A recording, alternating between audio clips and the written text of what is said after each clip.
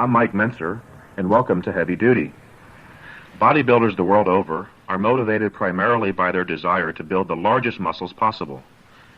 In most cases, an individual will have to train at least 1 to 2 years before he or she will have developed sufficient mass to consider competing. Once that time arrives, however, and the individual makes the decision to compete in a specific contest, things must change. In this tape, I will outline a scientifically structured contest preparation that will bring you to an absolute peak of condition by contest day with no guesswork involved. The majority of people who bodybuild do so for non-competitive reasons, usually to enhance their fitness, their appearance, or both. You have probably been training for some time and are now considering competition or at least reaching a peak of condition, which is a science that few bodybuilders, even the top pros, have learned to do consistently. Look at the competitors who have competed in the numerous professional contests over the last few years and see how few were able to reach their peak condition consistently from contest to contest. Few indeed. Being a bodybuilder, your primary, or at least initial goal, was to develop as much muscle mass as possible, uniformly over your entire body.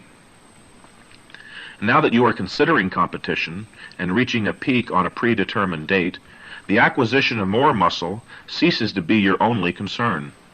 As you well know, the criteria used in judging physique contests include, in addition to muscle mass, muscular definition, or the absence of body fat, symmetry or proportional development, overall appearance, and posing.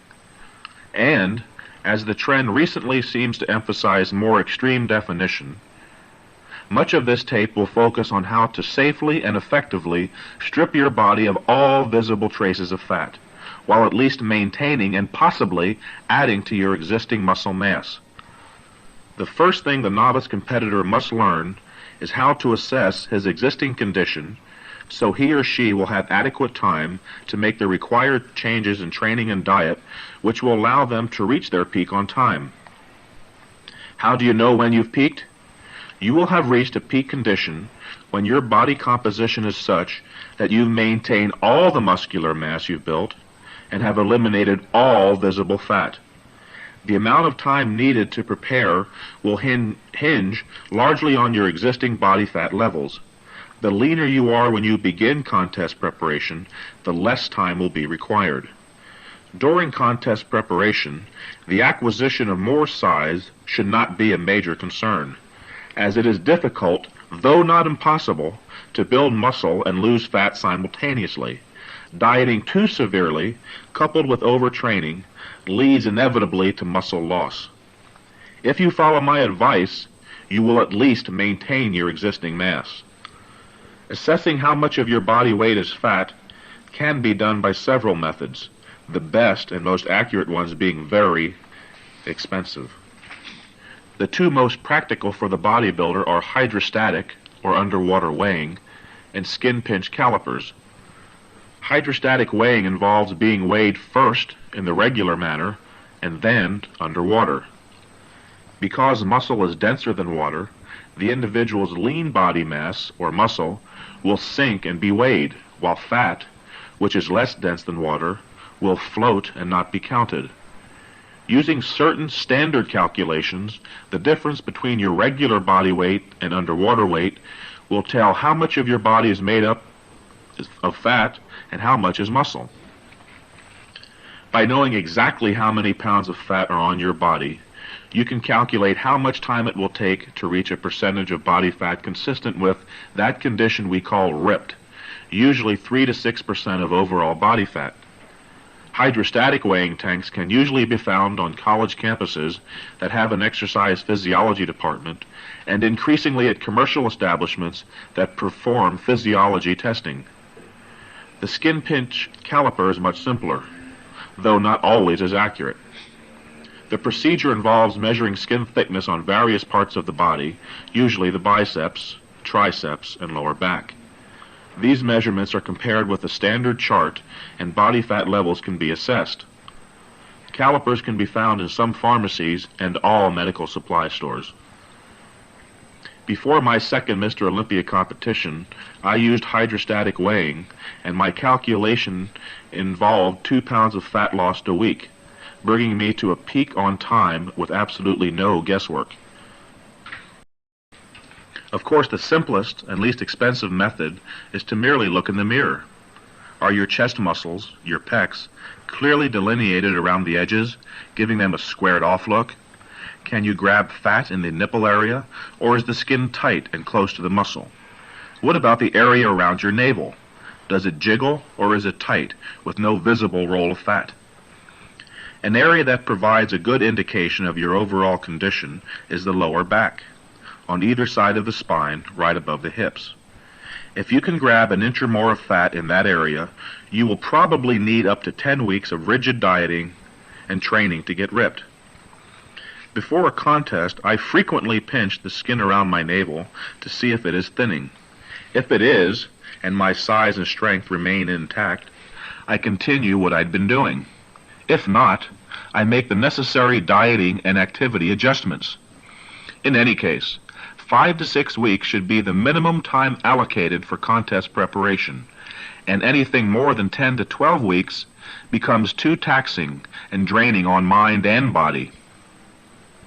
If you tend towards leanness and lose fat easily, spend a solid 6 weeks training and dieting.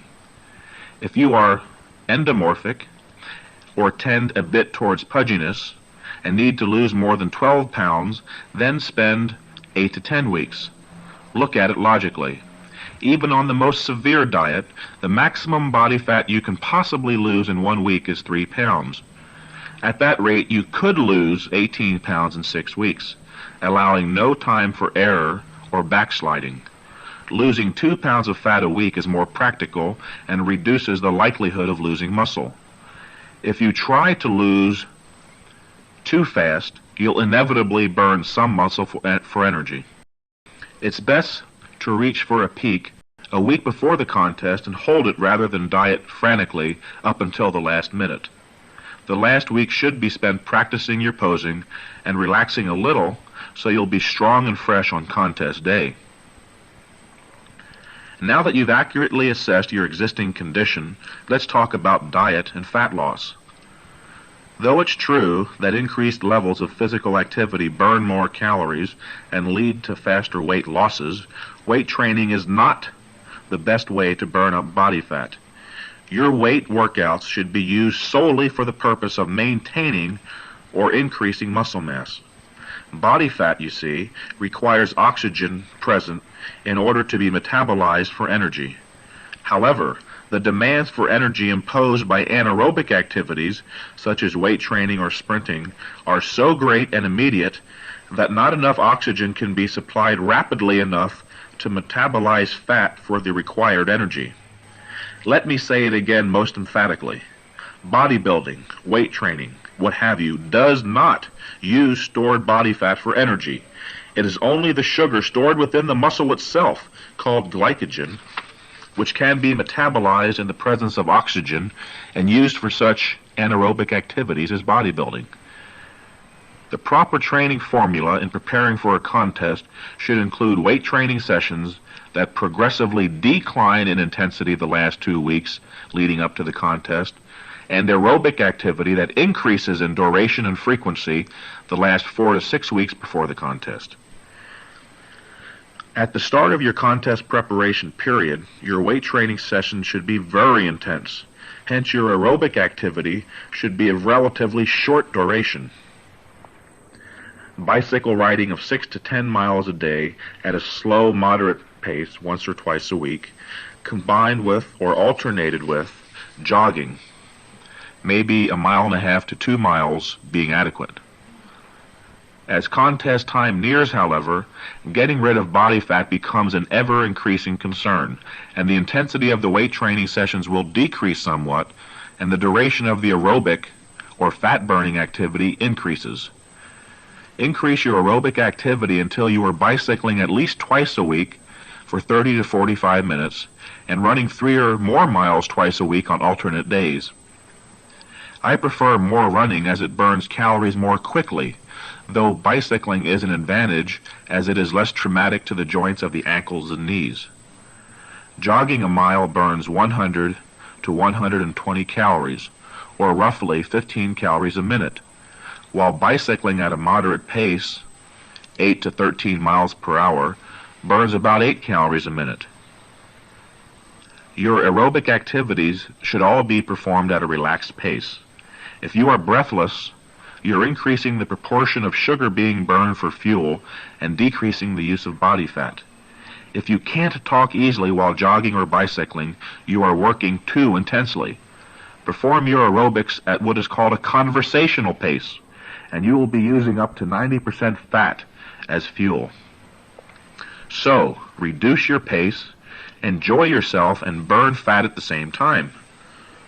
As important as increased activity levels are in getting ripped, diet is equally as important. For no matter how active you are, if you continue to consume more food calories than you burn through activity, you won't lose fat. The safest and most effective approach to dieting for a contest is to eat a well-balanced diet that is reduced in calories.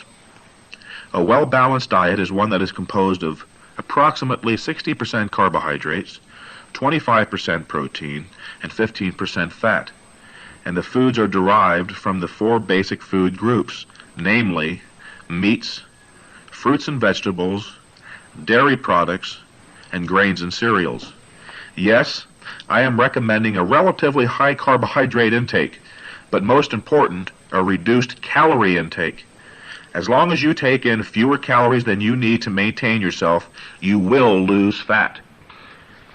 If you require 3,000 calories a day to maintain yourself, and all of a sudden you reduce your daily intake to 2,000 calories, you'll lose body fat even if those 2,000 calories come from pure table sugar. I don't recommend you eat pure table sugar, as it would not constitute a well-balanced diet. But, nonetheless, what I say is pure, simple medical fact. Losing fat is a matter of calorie reduction, and all of the 3 macronutrients, protein, carbohydrates, and fats, contain calories. Eating too many calories from protein sources will make you just as fat as calories from carbohydrates, and that's my point. A calorie is a calorie is a calorie, no matter what the source. To lose fat, you must reduce your intake below your daily maintenance need of calories. How do you know what your daily maintenance need of calories is? Easy. Every day for 5 days, write down everything you eat and the quantity. Everything. At the end of each day, sit down with a calorie counting book and add up the day's total calories. Remember, do that every day for 5 days. And after the 5th day, add the 5 numbers, divide by 5, and you'll have your daily average calorie intake. Now, if you haven't gained or lost weight during that 5-day period, then that is also your maintenance need of calories. To lose body fat, simply reduce your calories to a lower daily figure. Don't be too drastic at the start, however. Begin by cutting back your daily intake by 500 a day, and as each week passes, reduce them by perhaps 200 more calories a day. This gradual calorie reduction, coupled with progressively increased aerobic activity, will inevitably result in your being ripped if you have properly assessed your condition and have given yourself enough time. I'm not going to outline a complex diet day by day, as you already know all you need to know about what to eat. Remember, eat a well-balanced but reduced calorie diet and you will get ripped. And again, an occasional ice cream cone or piece of cake will not hurt so long as your daily caloric intake is below maintenance levels. Okay, Mike Mentzer, to attain maximum muscular condition, I perform more aerobics and eat less. Great, but I still have to train with the weights. How do I train for a contest? The answer? The same as usual, heavy-duty style. Never more than 4 days a week for 4 to 6 sets of body part using pre-exhaustion, forced reps, and negatives. But as I mentioned earlier, your energy levels and hence your training activity will decrease as contest time approaches. With 3 weeks left to go before contest time, you can drop the negatives entirely and do forced reps only occasionally. Going to positive failure on each set will definitely maintain size, and the last 3 weeks that is good enough, as now your sole concern is losing all fat and just maintaining size. The amount of water you have under your skin also affects your skin thickness and look of muscular definition. During the last week before the show, lower your salt intake, put no salt on any of your foods, don't eat processed foods which are high in salt, and drink only distilled water, which is much lower in sodium or salt than is tap water. The day before the contest, reduce your total fluid intake to 1/3 of normal. If you normally drink a cup of coffee for breakfast, 1/3 of a cup, and so forth all day. On the morning of the prejudging, drink a little more, but only distilled water. Whatever you do, do not take strong prescription diuretics such as Lasix, as they will only serve to drain your muscles of water, reduce your blood volume, and cause you to appear flat. While you are reducing your water intake the day before the contest, you should also be increasing your food intake somewhat, mostly in the form of complex carbohydrates. Baked potatoes, bananas, dates, and natural sugars are best, but don't overdo it. Eat just small quantities every few hours, never allowing yourself to get full and bloated. Eating a dozen donuts the night before and a tall stack of pancakes with tons of maple syrup on the morning of can bloat your stomach and make your skin puffy, as too many carbohydrates will literally spill water. Again, complex carbohydrates are by far the best, and eat them only periodically in small quantities up until about an hour or two before prejudging. Whatever you do, don't lose control and bloat your stomach so you walk out on stage looking like a stuffed pig. Also important is that you relax the day before so your muscles have an opportunity to store those carbohydrates. So, there you have it. A program for attaining peak muscularity that takes you right up to the day of the actual contest. Follow my advice and you'll be a winner.